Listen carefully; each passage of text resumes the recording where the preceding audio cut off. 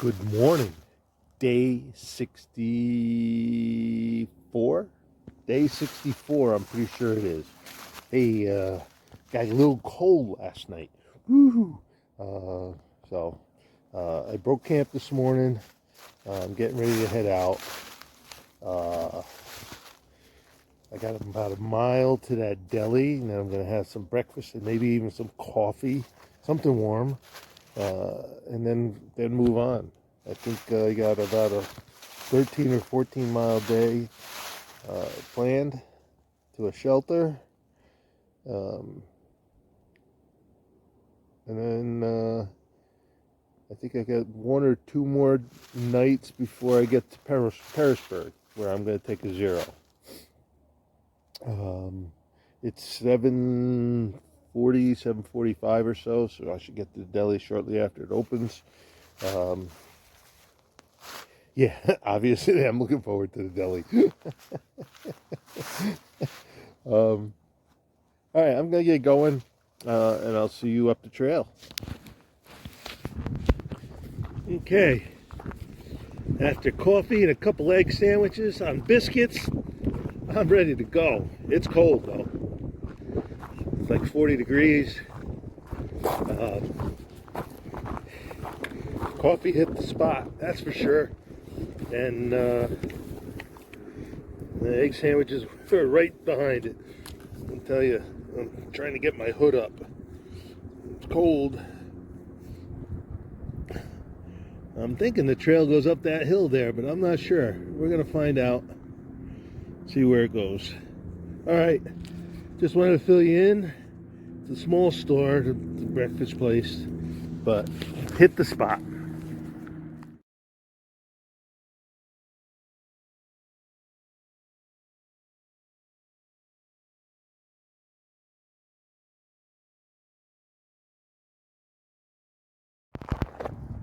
Alright, on a bit of a road walk, coming back from the deli, leaving the outpost. The road comes this way, we cross the interstate over that bridge, and now we got to go down here for like another quarter mile before we head back into the woods. Breakfast was good, that hot coffee was good, hit the spot. Trying to think what else. That's about it. Got a little ways to go. The goal today is Jenny's Knob Shelter. It's about 11.3 from here, so with the mile and a half, a little over 12 miles today. So good day. A couple thousand feet of ascent, a couple thousand feet of descent.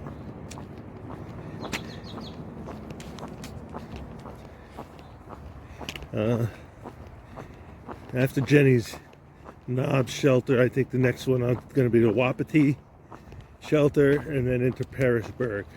So 2-3 days.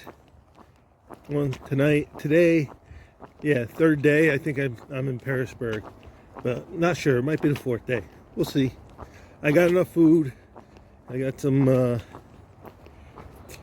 Picked up a little extra. I'm gonna pass a place called Trent's Grocery not today, but tomorrow, I think, so I could pick up anything I need. So, all right, somewhere up here, probably around that bend, I gotta jump off the road and get into the trail. So we'll bring you back for all the good stuff.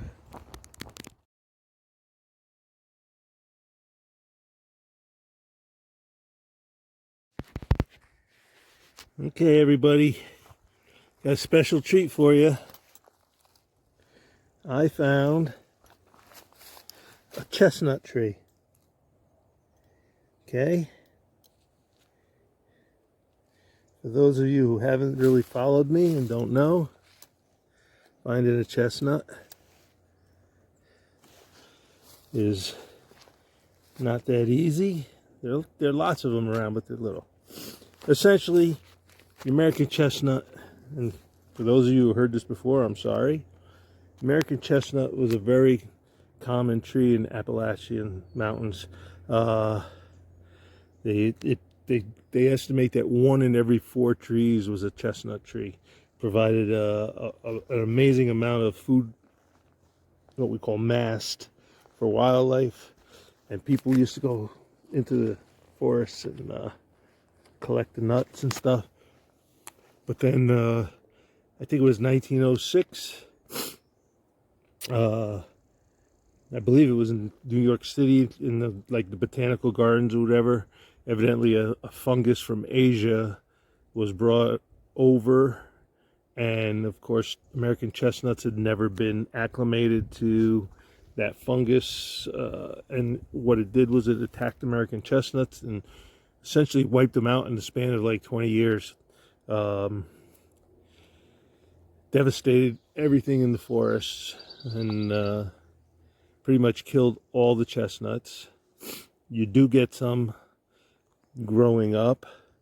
They get anywhere from this size up to 15 feet. When the diameter gets about 4 or 5 inches, they're pretty much doomed to get the fungus infection, and it kills them. But usually by that time, they may have dropped some nuts, or what happens is you get stump sprouts or root sprouts that grow up from the parent tree. But the chestnut was wiped out, and essentially the structure of the forest completely changed. Whereas the chestnut was what we call a keystone species that kind of is the linchpin for everything else. It was no longer a significant factor in the forest. That actually, the demise of the chestnut resulted in what we see now, with a lot of beech, birch, and maple, and oaks, springing up and essentially taking a lead role in the forests. But you can find them, in the forest, and it's a special little treat if you do. You can tell the chestnut, the leaves look very similar to American beech, with these long teeth at the end of each vein, very straight veins on the leaf. But in the chestnut, the teeth are longer and a little more curved, and the bark is darker, whereas the beech bark is a light gray, like this. This is beech. And chestnut bark is darker. If you want to see some interesting pictures, look up on the internet the old chestnuts and look at the size of those trees. Chestnut was a very insect and rot resistant wood. In a previous video, I showed fence posts that were along the trail that were probably well over 100 years. Most likely chestnut was the wood used to make the posts, because you didn't have to go back and replace the posts. So a lot of old chestnut was used for everything. So, and when the chestnuts were infected, there was a flurry in going into the forest and get the trees before the trees fell, and cut the wood up and use the wood. So, all right, well, that's your ecology of the day.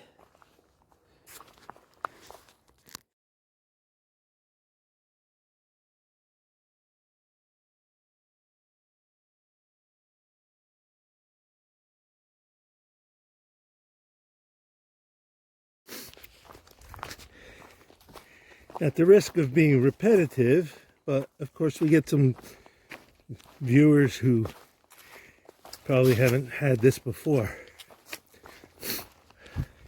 There's a effort going on to reintroduce the chestnut to the Appalachian landscape. And that's being done primarily in 2 ways. I mean, initially when the chestnuts were dying, there were people out there crossing them with Chinese chestnuts or Asian chestnuts in the hopes of giving the American chestnut some fungus resistance. But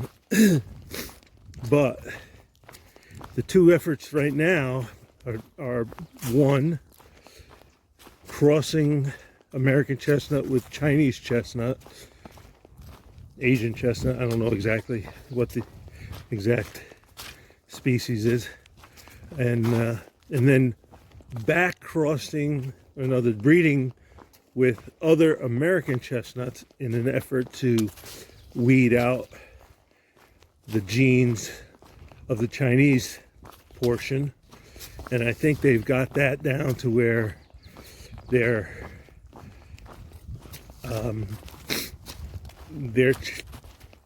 quote American chestnut variety is about 85% American, 15% Asian. The second effort is being conducted by the State University of New York College of Environmental Science and Forestry.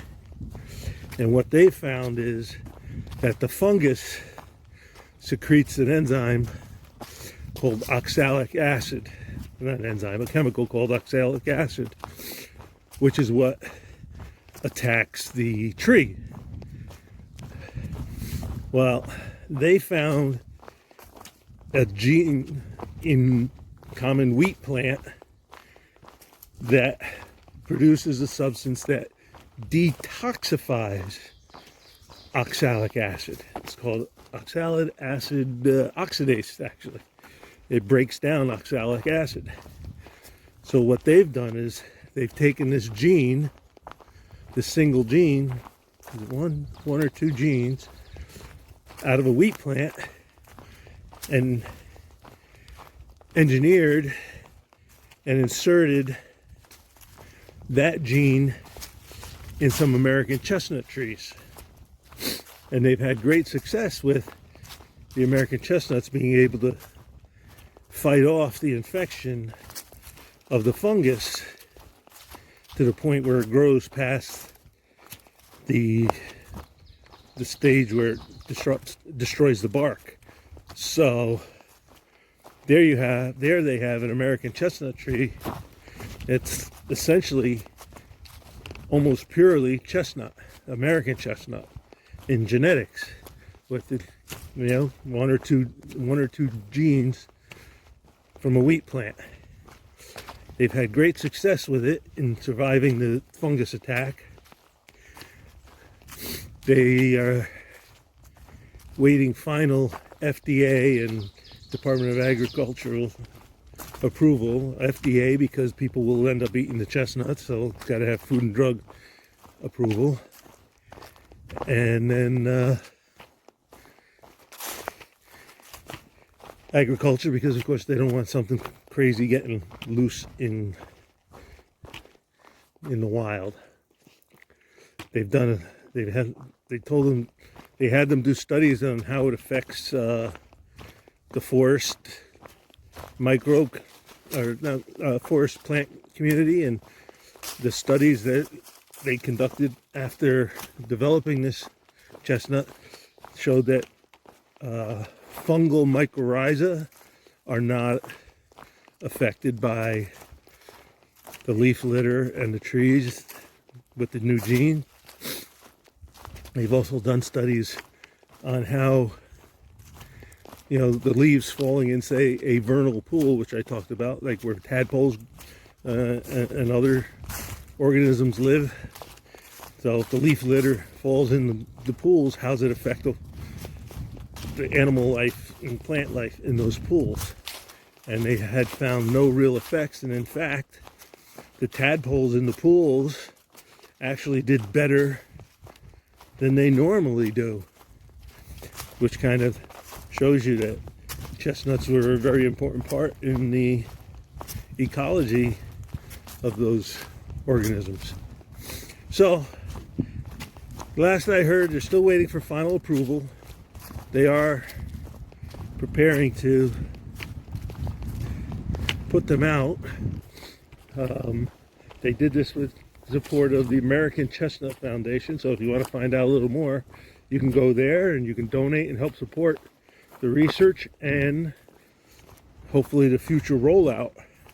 And what they will be doing is they're going to look for native populations of American chestnut that are still around, and they're going to try to grow the new chestnuts nearby so that the genes of the existing chestnut, the lifelong how do you say it, adaptations of what's there can combine with the new chestnut. So the new chestnut will, or certainly the chestnuts of the new chestnuts, will have some local adaptations, some local ability to survive there. So very interesting stuff going on. I hope you do a little research and see what's going on and get involved, because it's going to be pretty cool once they start rolling it out to see chestnuts growing. And you'll see them growing because chestnuts grow pretty quick.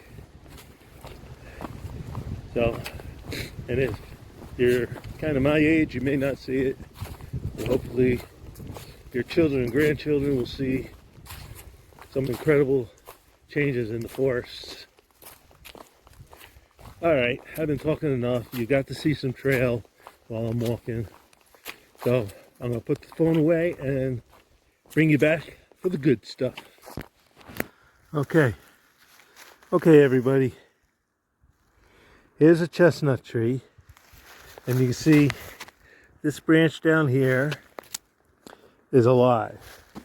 But if you look at the top is all dead. And here's why. Let's see if you can see it. You see where the bark is split here? That's the canker caused by the fungus right there. So this part was still alive, although it's probably doomed. Everything from here up is dead because of the fungus. Can you see the color? There you go. All right, so the fungus got in there and destroyed the cambium. The cambium is the living layer of a tree. If you ever scratch a branch and you see that green, that bright green layer, that's the cambium. That's the living layer of the tree. It consists of all the vascular tissue that brings water and food up and down the tree. That vascular tissue expands every year, regrows. The inner layer becomes the dead heartwood of the tree, and the outer layer becomes more bark. But there's always a cambium layer. That's what beavers eat and stuff. So what happens is the fungus gets in there and destroys the cambium and the vascular tissue that performs all the transport of water and nutrients in the tree. So that's what's happening. There's a whole bunch of chestnuts around this trail. There's some back here too. Here's another situation. There's a chestnut tree. It's growing, and then the top part is dead. I don't see a canker, but I do see. Oh, there we go. You can see. Can you see it? I don't know. Let's try a different angle. You see that light brown? That's where the fungus is destroying the cambium. That's why everything above that point is dead.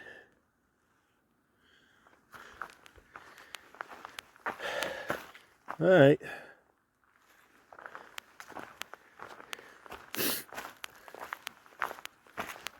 Let me move on.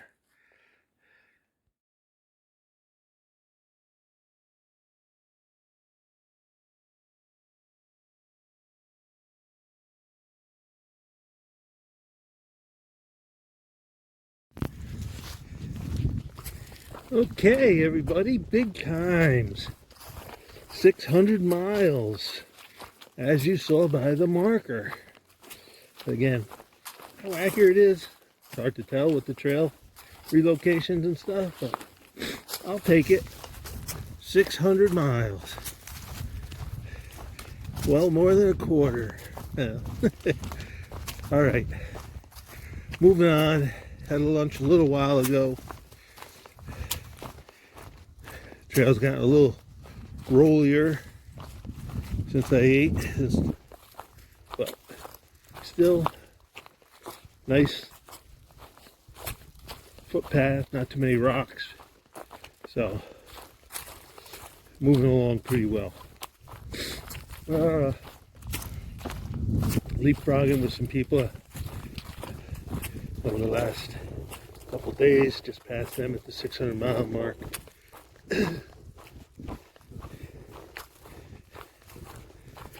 Good times. All right, again, Jenny's Knob Shelter, the primary goal today, and we'll play from here once we get there. If the trail's like this the rest of the way, chances are I'll go beyond,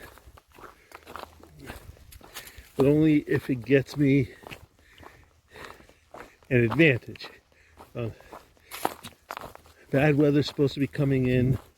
Today's Monday, Wednesday,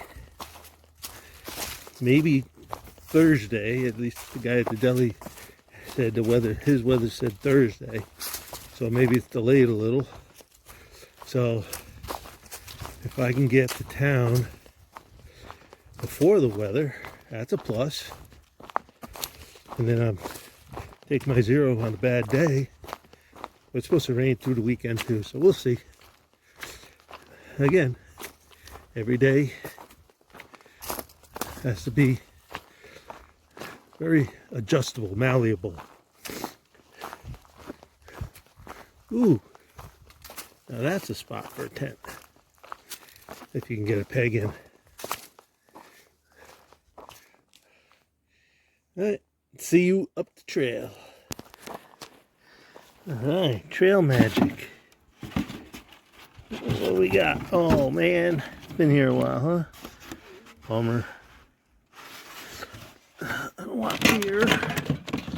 Ooh, 7-Up, Sprite. I might go for a Sprite. A little Sprite there. Okay.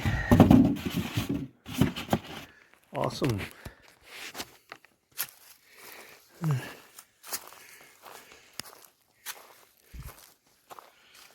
Nice black oak right there.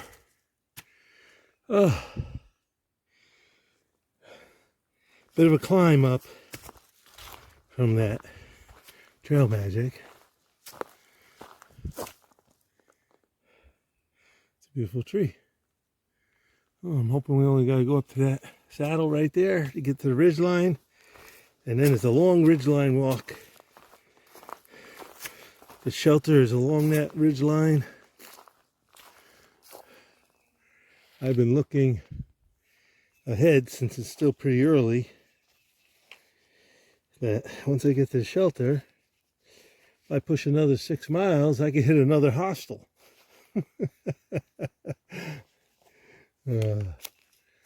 But it's 2 o'clock now, so I got 2 miles to the shelter. And 6 miles, that's like 8 miles. That's 4 hours at least. That's 6 p.m. So I don't think I'm going to be able to do it.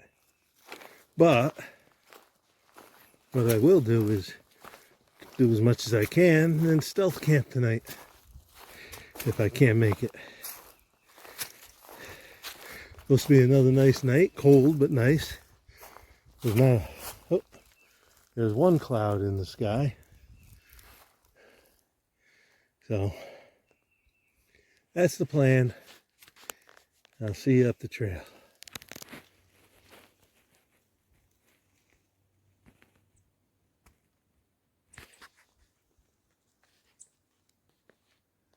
I just spooked that bird. Might have been nesting. And I came around the corner by its nest.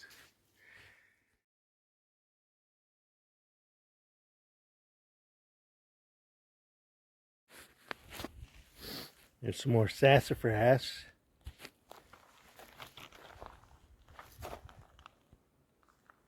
Remember, 3 kinds of leaves. Unlobed, mittens, and the scary ghost.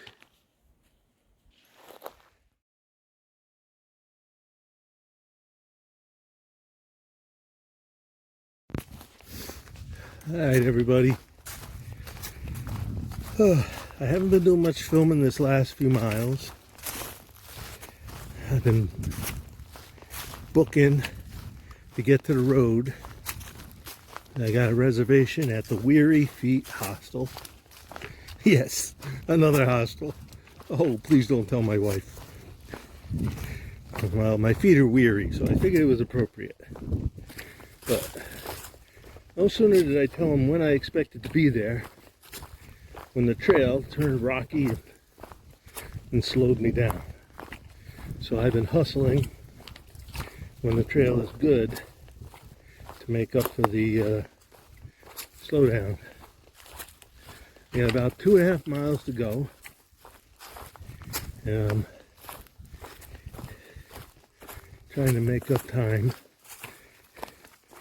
because tonight I think they said they had meatloaf, mac and cheese, creamed potatoes, and some other stuff. So I told them I'm in. So I got to get there in time for dinner. All right, let me get boogieing. Okay, this is a perfect example of sugar maple and how, at least in New York anyway, and how the sides of the bark kind of peels off. There are some ends too, but a lot of the sides come off the trunk of the tree. Perfect example of a typical sugar maple. That's a beauty.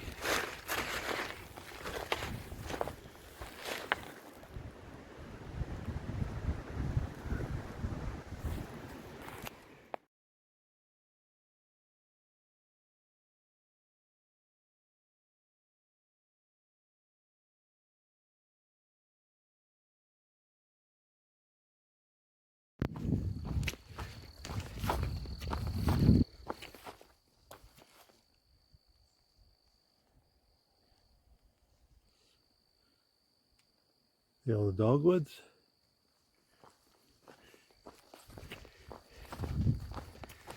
All right.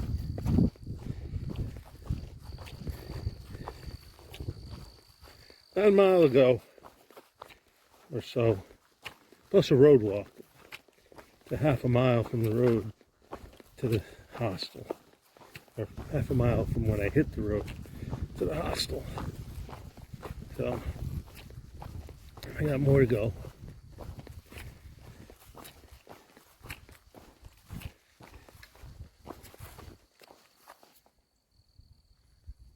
Golden ragwort.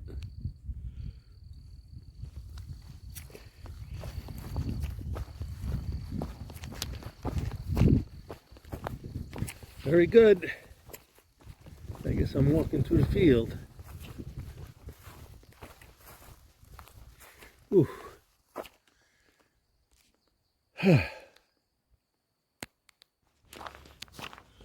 All right.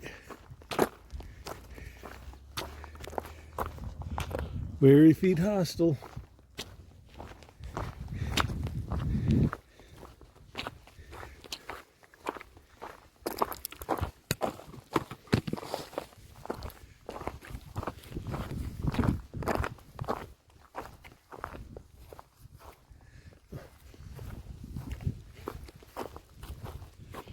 Happy hiking. Oh, I should send someone down to pick me up. What is it about these hostels? You always got to go up a gravel road. Hardest climb of the day. All right, I'll bring you more when I get there. All right, here at Weary Feet Hostel. That's just a view of the property. Beautiful old farmhouse. Let me take you inside so you can see what it's like. Ugh.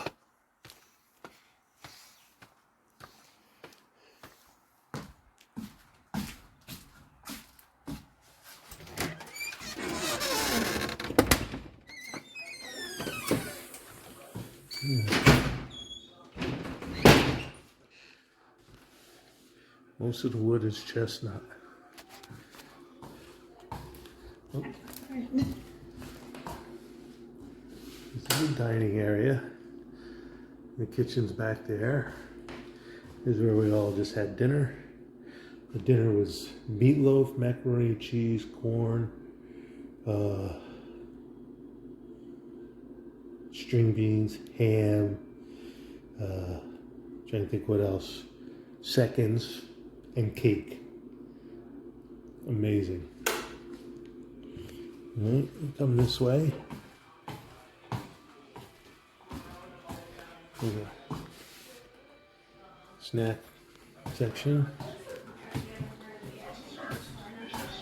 There's a den for everybody to watch TV. People are in there, so I'm not going to show you.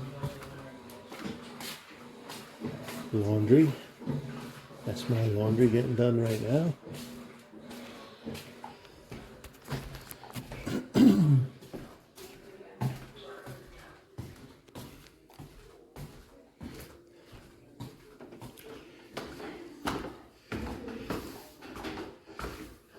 I talked to the owner, and she confirms that it's chestnut. Most of the house is made with chestnut.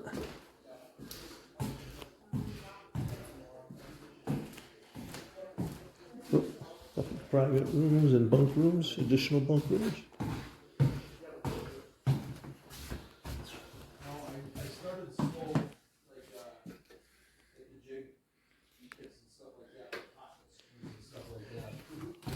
That's my junk.